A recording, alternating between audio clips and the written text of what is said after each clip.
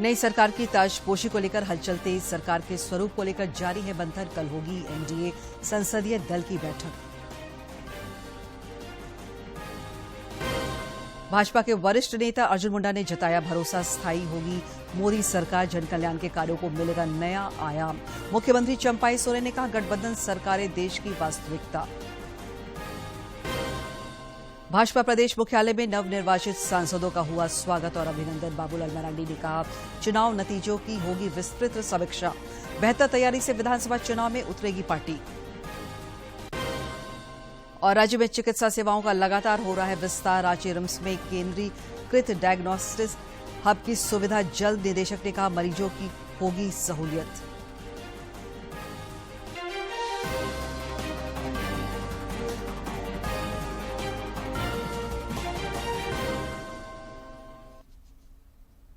नमस्कार, खबरें झारखंड में आपका स्वागत है। मैं हूं दिव्या और अब समाचार विस्तार से। नई सरकार की ताजपोशी को लेकर हलचल तेज हो गई है। आज सुबह भाजपा के राष्ट्रीय अध्यक्ष जेपी नड्डा के आवास पर पार्टी नेताओं की मैराथन बैठक हुई। इस दौरान केंद्रीय गृह मंत्री अमित शाह, रक्षा मंत्री राजनाथ सिंह समेत अन्य नेता मौजूद रहे। बैठक में विभिन्न समसामयिक विषयों पर चर्चा हुई। इधर नई दिल्ली में कल एनडीए संसदीय दल की बैठक भी बुलाई गई है, जिसमें प्रधानमंत्री नरेंद्र मोदी को संसदीय दल के नेता के रूप में चुनने की औपचारिकता पूरी की जाएगी। नई सरकार के शपथ ग्रहण में कई राष्ट्रीय अध्यक्षों के शामिल होने की संभावना है। सरकार के स्वरूप पर भी मंथन का दौर चल रहा है। भाजपा के वरिष्ठ नेता अर्जुन मुंडा ने भरोसा जताया है कि प्रधानमंत्री नरेंद्र मोदी के कुशल नेतृत्व में नई सरकार देश में विकास को नया आयाम देगी और जन आकांक्षाएं पूर्ण होगी। एक सवाल के जवाब में श्री मुंडा ने कहा कि मोदी सरकार स्थायी और स्थिर होगी। यशस्वी प्रधानमंत्री नरेंद्र भाई मोदी शपथ लेंगे और अच्छे ढंग से सरकार चलेगी। देखिए, पूरे देश को भरोसा है और नरेंद्र भाई मोदी जानते हैं कि किस तरीके से देश को आगे बढ़ाने के लिए सबको साथ लेकर चलना चाहिए। सब इंडिया में मिलकर के काम करें। इधर झामुमो नेता सह मुख्यमंत्री चंपाई सोरेन ने कहा है कि वर्तमान जनादेश से यह साफ है कि देश में गठबंधन सरकारें ही अब वास्तविकता है। और इंडिया गठबंधन का जरूरी था मीटिंग होना, और इस चुनाव में किसी दल को बहुमत नहीं मिला।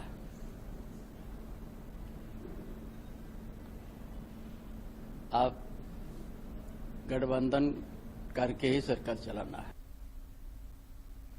इस बीच नई सरकार के शपथ ग्रहण समारोह के मेगा इवेंट को घर घर तक पहुंचाने के लिए सूचना प्रसारण मंत्रालय, प्रसार भारती, दूरदर्शन और आकाशवाणी द्वारा बड़ी तैयारी की जा रही है। इस सिलसिले में सूचना और प्रसारण मंत्रालय के सचिव संजय जाजू, प्रसार भारती के सीईओ गौरव द्विवेदी, आकाशवाणी की महानिदेशक मौसमी चक्रवर्ती और दूरदर्शन की महानिदेशक कंचन प्रसाद ने आज राष्ट्रपति भवन में प्रधानमंत्री के शपथ ग्रहण समारोह से संबंधित प्रसारण के तैयारियों की समीक्षा की। अधिकारियों ने गुणवत्ता युक्त प्रसारण के लिए आवश्यक निर्देश तथा सुझाव दिए।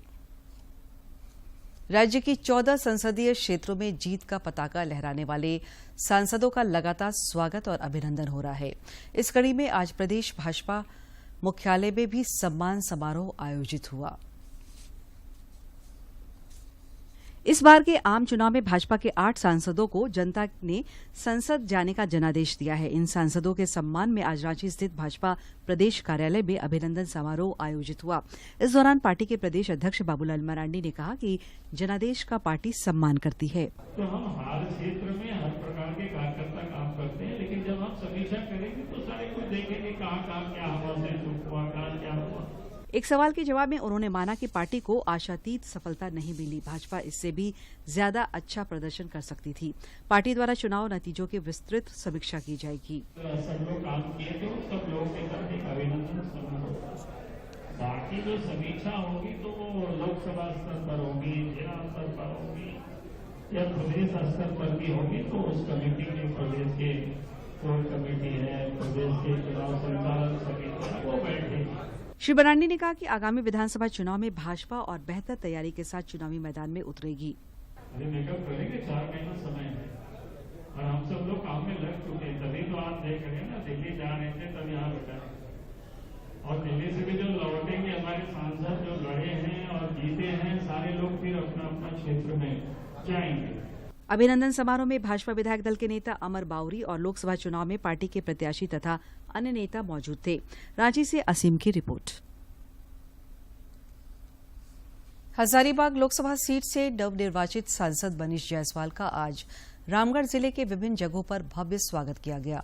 इस दौरान उन्होंने देश में एनडीए गठबंधन को सरकार बनाने का जनादेश मिलने पर संतोष जताया और विपक्ष पर तंज कसा।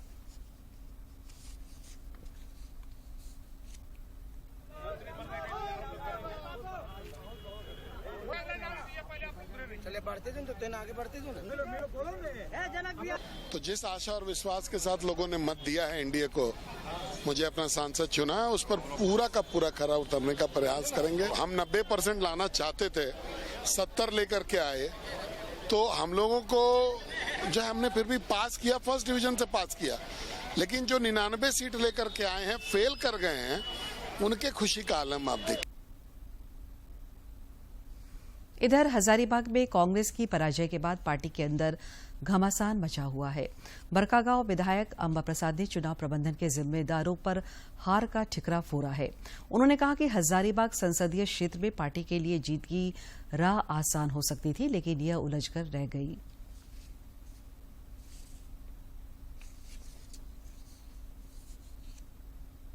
देखिए, इस बार तो पूरे देश में देखिए जनता सही में जनता जनार्दन है।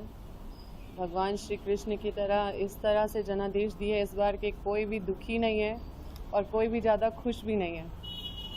तो बहुत ही अच्छा जनादेश पूरे देश भर में देखने को मिला है। और हजारीबाग में आप देखें कि इतना अच्छा परफॉर्मेंस हुआ है। अगर इसी तरह से कंटिन्यूअसली जिस तरह से पार्टी में संगठन की तरफ से और जिस तरह से हर जगह काम हो रहा है, अगर अभी से कंटिन्यूअसली अगर मेहनत किया जाए तो निश्चित रूप से आने वाले समय में और भी बेहतर परिणाम देखने को मिलेगा। लोकसभा चुनाव में कांग्रेस की रांची प्रत्याशी यशस्वनी सहाय ने संसदीय चुनाव में क्षेत्र की जनता से मिले समर्थन पर आभार जताया है। उन्होंने भाजपा के नवनिर्वाचित सांसद संजय सेठ को शुभकामनाएं दी।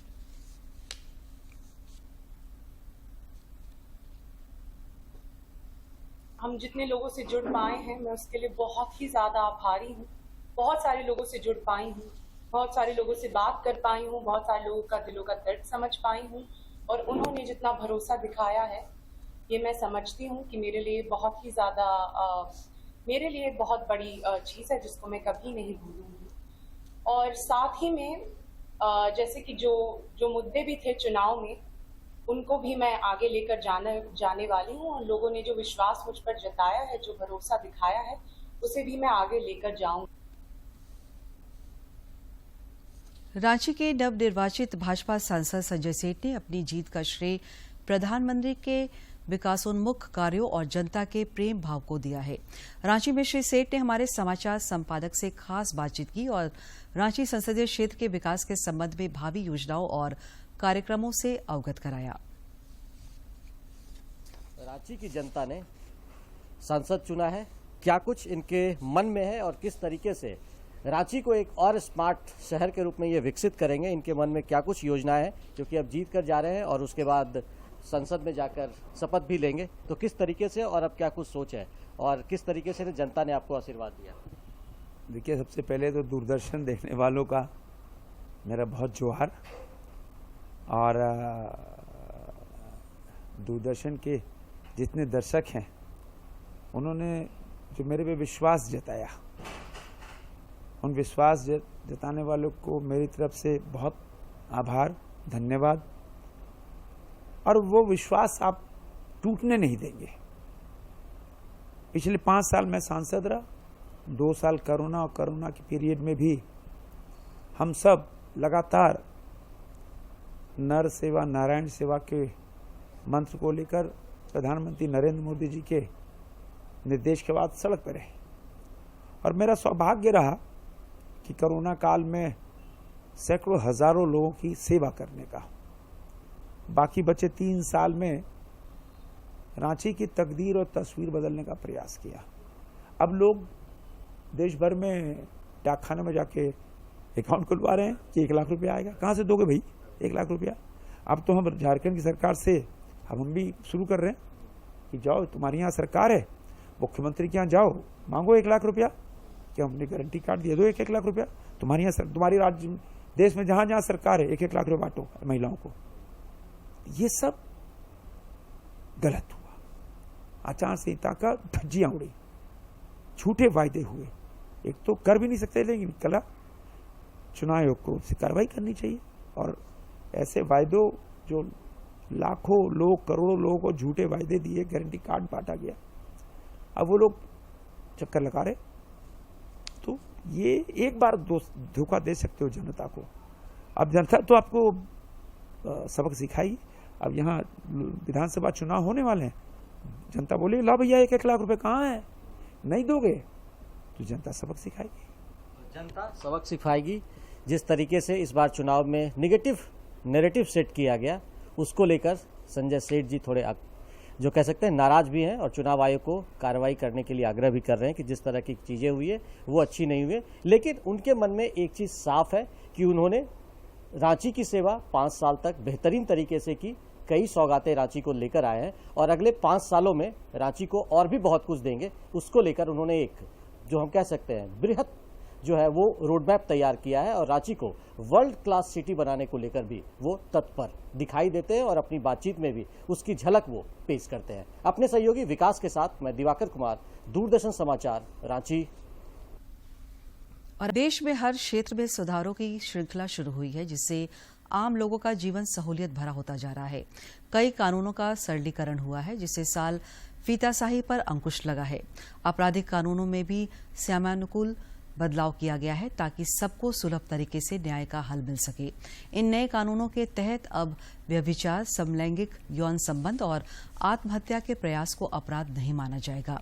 राजद्रोह कानून को निरस्त कर दिया गया है और उसके स्थान पर एक नया खंड लाया गया है जो भारत की संप्रभुता, एकता और अखंडता को खतरे में डालने वाले कृत्यों को अपराध मानता है।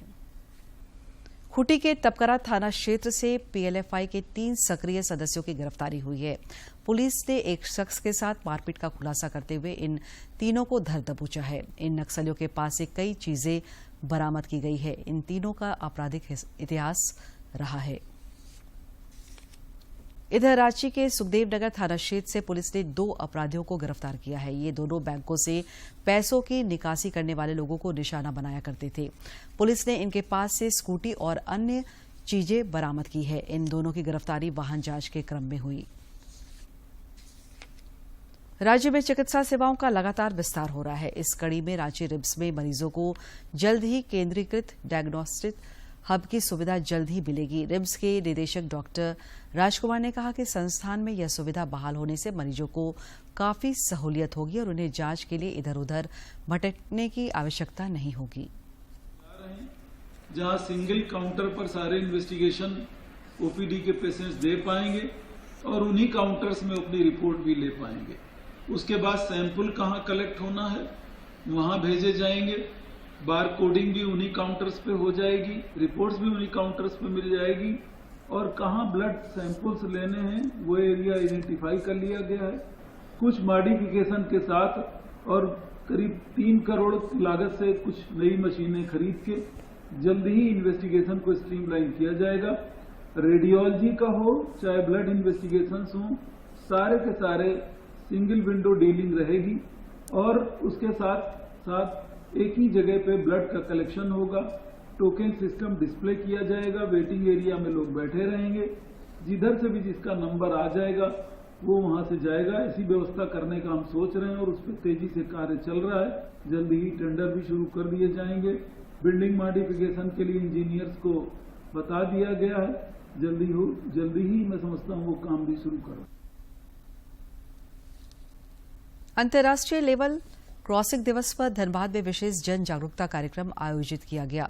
इस दौरान डीआरएम कमल किशोर सिन्हा ने कहा कि अगले 4 वर्षों के अंदर धनबाद रेल डिवीजन में एक भी रेलवे क्रॉसिंग फाटक नहीं रहेगा। उन्होंने बताया कि आने वाले 4 वर्षों के अंतराल में इस व्यवस्था को बहाल करने के लिए अंडरपास और टनल बनाया जा रहा है। रेलवे ने कई स्थानों पर जमीन अधिग्रहण कर ओवरब्रिज का निर्माण भी शुरू कर दिया है।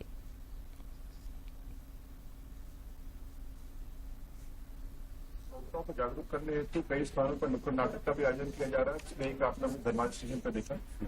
अधिकारियों एवं कर्मचारियों के द्वारा इस सभी रेल फाटकों पर पैम्पलेट हैंडबिल का वितरण करके लोगों को व्यक्तिगत रूप से उनको जो गलत तरीके से लेवल क्रॉसिंग क्रॉस करते थे उसके बारे में समझाइश दी गई है तथा उनको बोला गया है कि आप लोग मोटिवेट करें कि लोग लेवल क्रॉसिंग का उपयोग ढंग से करें। साथ ही साथ एसएमएस के माध्यम से लोग के फोन पे भी हम लोग मैसेज कर रहे हैं कि भाई आप लेवल क्रॉसिंग को ही उपयोग करें और बंद होने की स्थिति पे वेट करें। राज्य के पुलिस महानिदेशक अजय कुमार सिंह संगठित अपराध और नशे के सौदागरों पर नकेल कसने के लिए ताबड़तोड़ समीक्षात्मक बैठकों में हिस्सा ले रहे हैं। इस क्रम में उन्होंने आज वर्चुअल माध्यम से बैठक कर सभी प्रक्षेत्र के आईजी और डीआईजी तथा पुलिस अधीक्षकों को नशे के कारोबार पर प्रभावी एक्शन लेने की हिदायत दी। उन्होंने सख्त लहजे में कहा कि जिस जिले में बड़े पैमाने पर नशीले पदार्थ की बरामदगी होगी उस रेंज के डीआईजी के खिलाफ कड़ी कार्रवाई होगी।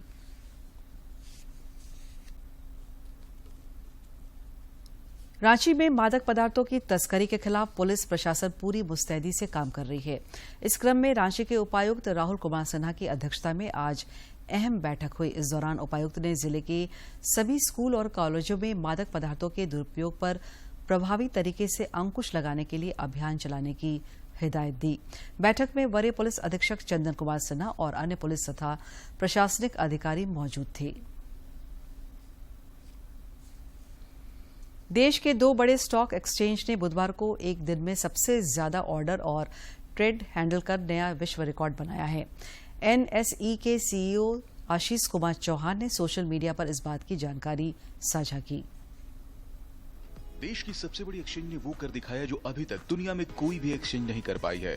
दरअसल एनएसई ने देश में वर्ल्ड रिकॉर्ड बनाते हुए महज 6 घंटे 15 मिनट की ट्रेडिंग में सबसे बड़ा कीर्तिमान बनाया है। नेशनल स्टॉक एक्सचेंज ने कल के कारोबारी दिन में सबसे ज्यादा ट्रांजैक्शन का वर्ल्ड रिकॉर्ड बनाया है। 6 घंटे और 15 मिनट सिंगल ट्रेडिंग डे में 1971 करोड़ ट्रांजैक्शन हुए। एनएसई का वित्त वर्ष 2024 की चौथी तिमाही में मुनाफा सालाना आधार पर 20% बढ़कर 2,488 करोड़ रुपए हो गया है। अर्थशास्त्री और इग्रो के सीईओ डॉक्टर चरण सिंह का कहना है कि भारतीय अर्थव्यवस्था दुनिया के कई बड़े देशों से अधिक मजबूत है, इसलिए भारतीय स्टॉक मार्केट में भी गिरावट वक्ती थी। उन्होंने उम्मीद जताई कि आने वाले दिनों में शेयर बाजार में तेजी बरकरार रहेगी।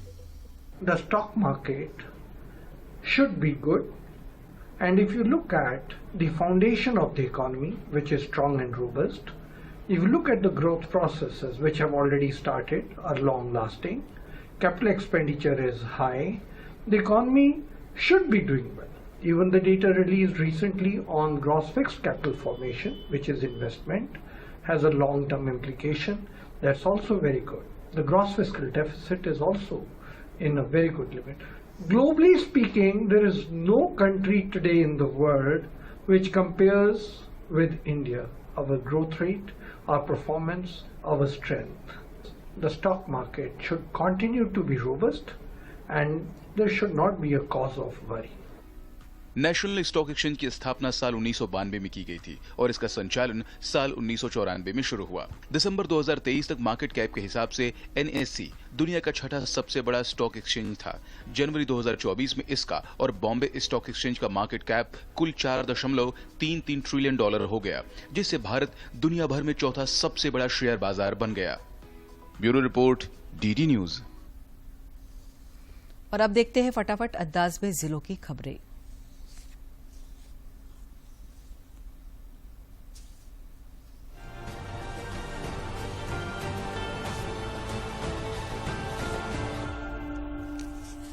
कोडरमा में नगर निकाय क्षेत्रों में जलापूर्ति से जुड़ी समस्याओं के निदान के लिए आज उपायुक्त की अध्यक्षता में बैठक हुई। इस दौरान उन्होंने पाइपलाइन से संबंधित विभिन्न मुद्दों पर मार्गदर्शन देते हुए इस काम को यथाशीघ्र पूर्ण करने की हिदायत दी। गढ़वा में उपायुक्त ने खाद्य आपूर्ति विभाग के कार्यों की उच्च स्तरीय समीक्षा की। इस दौरान उन्होंने खाद्यान्न की उपलब्धता, वितरण, धान खरीद, दाल भात योजना और चावल दिवस समेत अन्य योजनाओं की समीक्षा करते हुए संबंधित अधिकारियों को जरूरी निर्देश दिए। गिरिडीह संसदीय चुनाव में आजसू पार्टी के चंद्रप्रकाश चौधरी की जीत की खुशी में गोमिया प्रखंड में विजय जुलूस निकाला गया। इस जुलूस में पार्टी विधायक लंबोदर महतो भी शामिल हुए।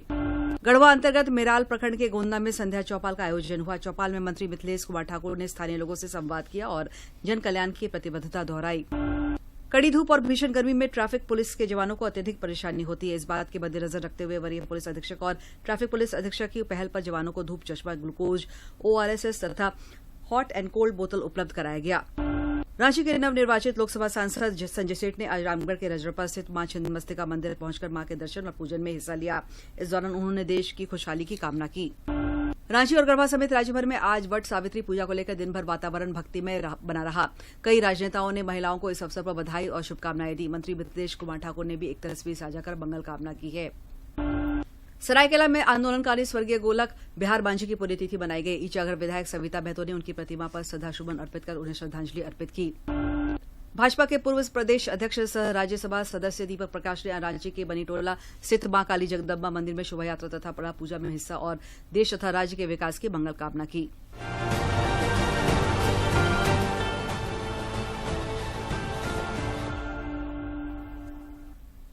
राज्य के कई इलाकों में गर्मी लोगों को काफी परेशान कर रही है।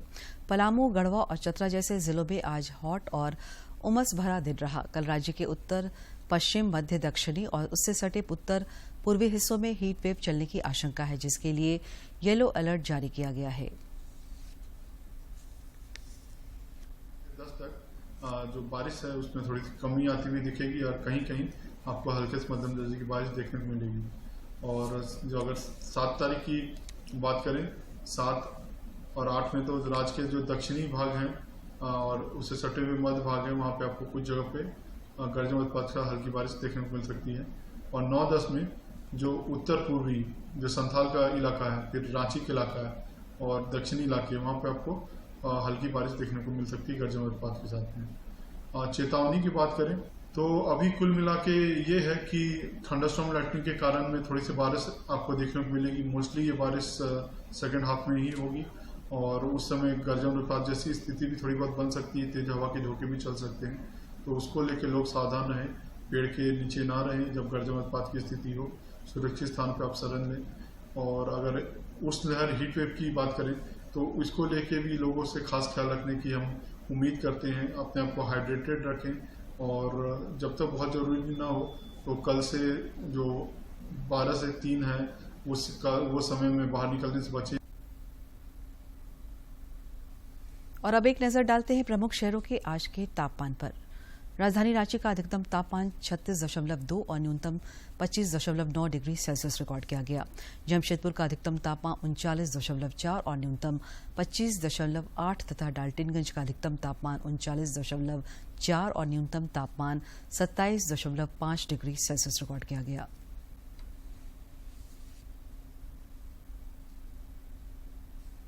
अंत में मुख्य समाचार एक बार फिर। नई सरकार की ताजपोशी को लेकर हलचल तेज। सरकार के स्वरूप को लेकर जारी है मंथन। कल होगी एनडीए संसदीय दल की बैठक।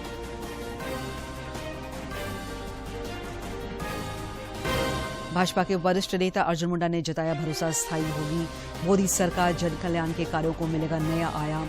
मुख्यमंत्री चंपाई सोरेन ने कहा गठबंधन सरकारें देश की वास्तविकता। भाजपा प्रदेश मुख्यालय में नवनिर्वाचित सांसदों का हुआ स्वागत और अभिनंदन। बाबूलाल मरांडी ने कहा चुनाव नतीजों की होगी विस्तृत समीक्षा, बेहतर तैयारी से विधानसभा चुनाव में उतरेगी पार्टी। और राज्य में चिकित्सा सेवाओं का लगातार हो रहा है विस्तार। रांची रिम्स में केंद्रीकृत डायग्नोस्टिक हब की सुविधा जल्द। निदेशक ने कहा मरीजों को होगी सहूलियत।